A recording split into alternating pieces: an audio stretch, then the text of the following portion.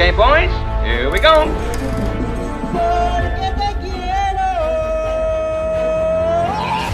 Halo guys, balik lagi di Celengan Film. Pernahkah kalian membayangkan jika mempunyai uang yang tidak ada batasnya? Dan apakah kalian berpikir jika mempunyai uang yang jumlahnya tak masuk akal, kalian tidak akan mendapat masalah di dunia ini? Mari cari tahu jawabannya di film yang akan Mimin ceritakan kali ini. Film ini berjudul The Taste of Money. Daripada penasaran, yuk mari kita menonton. Berkisah tentang keluarga terkaya di Korea, film ini diawali dengan seorang asisten Pak Yung, yaitu Jo, sedang membuka gudang yang penuh dengan uang. Sedikit penjelasan seperti apa yang Mimin katakan sebelumnya. Gudang ini milik keluarga terkaya yang biasa disebut dengan Noh dan memiliki anak tunggal yang bernama Bak Gum-ok. Ia mempunyai suami bernama Yun, kemudian memiliki dua anak yang bernama Yun-chul dan Nami. Dan keluarga tersebut memiliki orang terpercaya, di mana ia telah mengabdi bertahun-tahun pada keluarga tersebut. Pria itu bernama Mas Jo. Di saat itu, Yun menyuruh Mas Jo untuk mengisi 2 koper dengan uang. Lalu meskipun disuruh untuk mengambil beberapa uang, akan tetapi Mas Jo bukan orang seperti yang Mimin bayangkan. Yang mana dia tidak mengambil sepeser uang itu atau sekedar buat top up Mobile Legend. Adapun alasan Yun membawa uang 2 koper itu untuk menyuap jaksa guna membebaskan anaknya Mas Dul dari kasus yang sedang menimpanya. Kemudian di tempat lain terlihat seorang wanita bernama Eva sedang berenang. Nah, dia ini adalah salah satu pembantu di sana yang bertugas membantu ayah dari Baek atau si kakek tua yang ada di rumah tersebut. Saat itu Baek mendatangi Yun dan menanyakan hasil dari suapannya itu, yang tentu saja di negara tersebut tidak ada orang yang menolak uang sebanyak itu. Dan kemudian Mas Jo diminta untuk menemui Baek setelah itu. Dan di sana sudah ada Mbak Nami.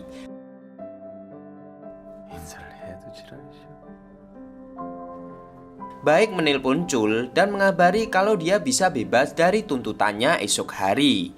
Dan keesokan harinya Chul melakukan pes kompres di TV nasional.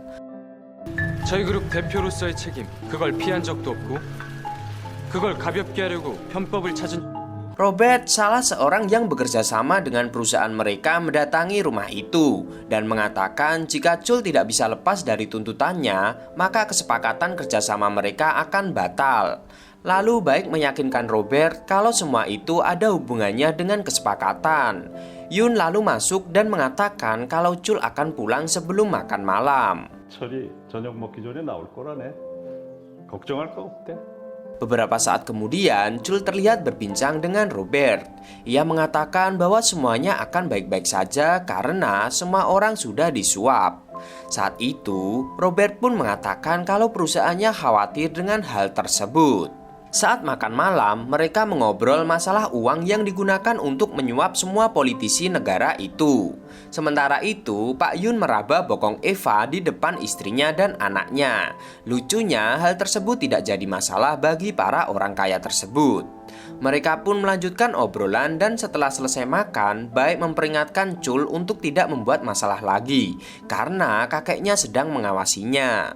Kemudian Mas Jo diperintahkan Chul untuk diam-diam menaruh sebuah kamera pengintai di sebuah kamar.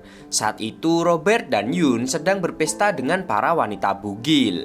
Setelah memasang kamera, dia bertemu dengan Pak Yun yang mengajaknya untuk pulang. Jo pun masih bisa menahan nafsunya ketika digoda oleh wanita telanjang yang tidur di atas meja. Kemudian Mas Jo dan Pak Yun pulang ke rumah bersama. Saat Jo berniat melaporkan hal tadi dan mendatangi Pak Yun, tapi terkejut Pak Yun malah sedang melakukan pengencrotan dengan Eva, sehingga ia memutuskan untuk meninggalkan ruangan itu. Saat itu Jo merasa kesal dan sepertinya Jo menyukai Eva. Sementara itu, Chul dan Robert melakukan pijat plus-plus dan membicarakan tentang investasi besarnya di Jenewa. Singkat cerita, esok paginya mereka pun membahas hal tersebut di mana nilai uang yang akan disebutkan senilai 1 miliar dolar. Tanpa berpikir, kakeknya pun menyetujui hal itu. 오케이, 한번 해보자. Kemudian saat mengantarkan anaknya ke pengasuhnya, Joe lagi-lagi mengetahui hubungan antara Pak Yun dengan Eva. Dia bertanya kepada Eva tentang hal tersebut. Eva pun berkata kalau Mas Joe tidak mengetahui apapun tentang Pak Yun. Dengan kata lain, ya iyalah, mending sama orang berduit lah daripada ganteng tapi kantong tipis. Canda. Dalam perjalanan pulang, Mbak Nami menanyakan tentang keluarga Eva. Dan di sini diketahui Eva ternyata mempunyai 2 anak di Filipina. Dan suami yang kerja hanya mabuk-mabukan. Drinking, eating, gambling. Ketika malam, di dalam rumah, Eva kembali melakukan hal yang menyenangkan dengan Pak Yun, tapi kali ini dengan baik. Istri dari Yun melihat dan jelas mendengar hal itu melalui CCTV yang dipasangnya.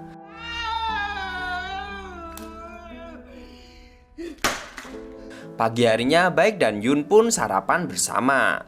Di saat itu, Baik menyuruh Eva untuk pulang ke negaranya karena akan libur panjang. Akan tetapi Eva mengatakan kalau keluarganya akan liburan ke Korea. Mendengar hal itu, Baik sempat mencekik Eva ketika hendak keluar dari ruangan itu. Tak lama kemudian, Pak Yun terlihat menjemput anak-anak Eva di bandara. Mereka melakukan liburan bersama di pantai. Ternyata Nami sudah tahu tentang perselingkuhan ayahnya itu. Pak Yun pun menanyakan kepada Joe apakah ia mengadukan perselingkuhan tersebut. Kemudian Joe menjawab kalau dia tidak mengadu. Lalu Yun juga mengatakan kepada Joe jika Joe melakukan itu supaya mendapatkan kepercayaan seperti dirinya dahulu ketika masuk ke dalam keluarga akan membuat hidupnya tidak berharga dan berakhir seperti ini. Kemudian Joe pun terkejut mendengar hal itu. 하긴 네가 무슨 죄가 있겠냐? 너도 함 떠봐야지. 응? Kemudian dia dan Nami pulang bersama. Sedangkan Pak Yun tinggal bersama Eva dan kedua anaknya.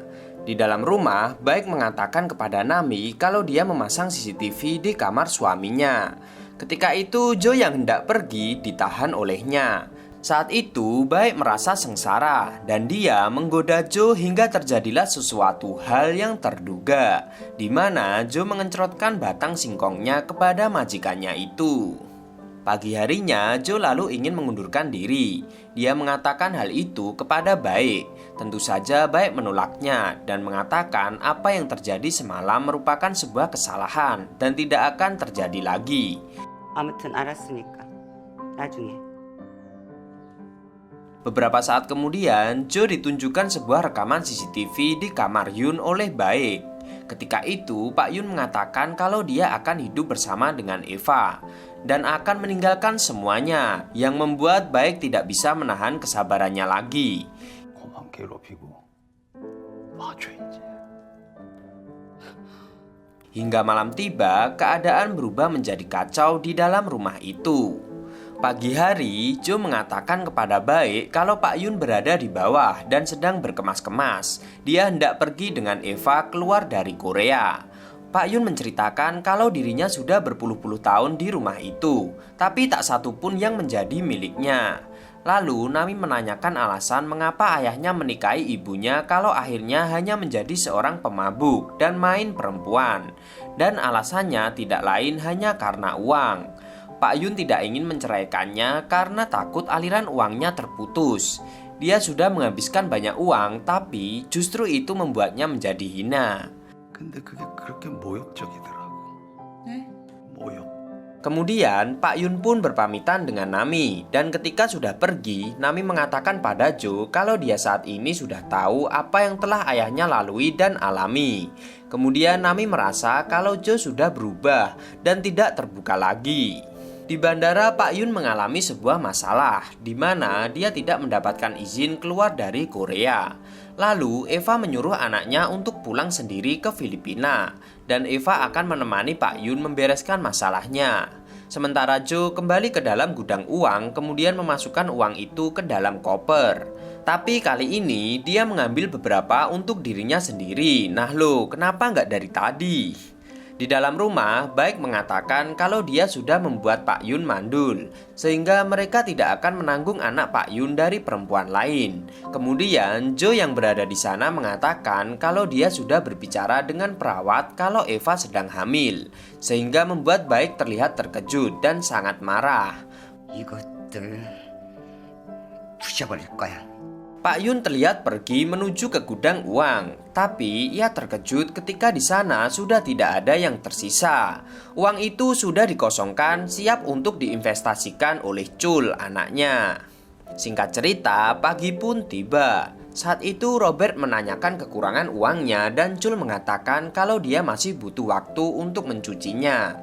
Robert mengatakan kalau kalangan elit termasuk keluarga Chul menghabiskan tumpukan uang itu seperti hal yang tidak berharga dan mengatakan kalau mereka akan bangkrut suatu saat nanti. Ketika kesepakatan dengan Robert dilaksanakan, Chul malah ditangkap atas tuduhan kejahatan administrasi. Baik lalu menyadari kalau itu adalah laporan dari Yun suaminya. Kemudian Baik pun menyuruh Nami untuk menggantikan posisi Chul. 결혼 전에 너 상무까지 했던가? 너 일 좀 하자. 네, 어머니. Saat itu kakek berkata kepada Baik kalau dia harus mengikat suaminya dan tidak membiarkannya pergi. Kemudian Jo pun menyarankan agar Baik menuruti kata Yun dan membuat semuanya menjadi lebih mudah. 그걸 말이라고 하니? 그렇게는 못해. 알아? Tak lama kemudian, ketika malam harinya, Eva yang pulang dari gereja tiba-tiba diculik. Dan beberapa saat kemudian, dia ditemukan meninggal di dalam kolam renang rumah tersebut. Saat itu, Pak Yun yang mengetahui hal itu, dia merasa stres dan frustasi. Baik lalu mengatakan kalau dia merasa senang Pak Yun bisa kembali lagi karena Chul kembali masuk ke dalam penjara. Asisten kakek pun memberi Chul sejumlah uang untuk tutup mulut.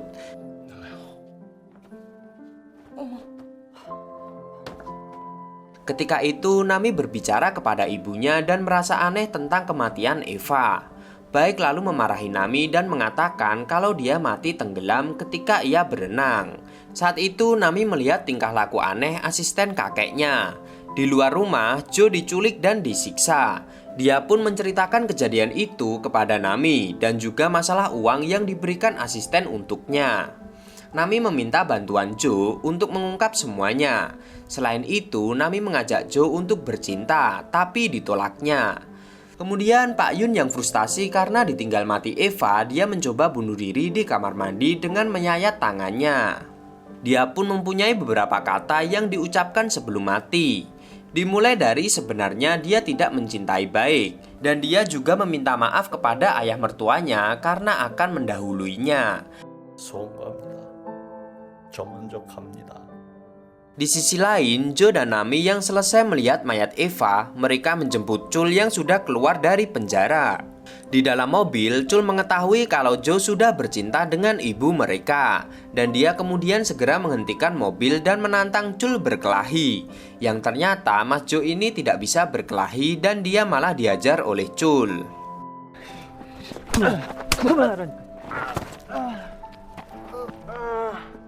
Setelah itu, Chul dan Robert pun meninggalkan Jo dan Nami. Kemudian Nami merasa kecewa kepada Jo.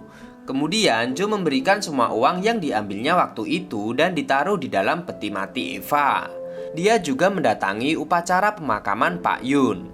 Di depan mayat Pak Yun, semua hubungan pun terungkap, di mana Nami menanyakan hubungan moral antara ibu dan anak karena mereka berdua sudah bercinta dengan Jo. Saat itu dia mengatakan kalau ibunya itu tidak pernah mencintai anak-anaknya. Dia hanya mencintai dirinya sendiri dan semua uang dari kakek. Baik pun menyalahkan Pak Yun yang sudah mati. Di sisi lain, terlihat asisten kakek mengancam mereka berdua dan Nami menyuruhnya untuk pergi. 상황이 문제... 아니요. 입 닥치고 꺼져주세요. 네. Jo berkata kepada Nami yang memeluknya kalau dia harus pergi dan melakukan satu hal terakhir. Singkat cerita, Jo lalu pergi menggunakan pesawat dan dia hendak mengembalikan mayat Eva kepada keluarganya. Dan tanpa disadari, ternyata Nami ikut di dalam pesawatnya. Jo terkejut dan akhirnya mereka berdua masuk ke dalam toilet karena sudah tidak tahan lagi dan lagi-lagi terjadilah pengenceritan di dalam pesawat. Kali ini kita semua akan terkejut termasuk bocil di seluruh dunia ketika perjalanan dilanjutkan dengan jalur darat dan bertemu dengan kedua anaknya. Sang anak pun menanyakan di mana ibunya. The sky is grey and the rain is deres banget. Hal tak terduga ketika sang anak melihat peti mati di depan matanya, lalu tiba-tiba Is that Mama? Nah, kaget toh dan film pun tamat. Dari keseluruhan cerita asli film ini penuh dengan pengencrotan, kayak film semi. Recommended banget lah kalau kalian temannya Mbak Citra. Jadi pesan dari film ini adalah bijaklah kalau punya rezeki yang banyak dan manfaatkan dengan baik.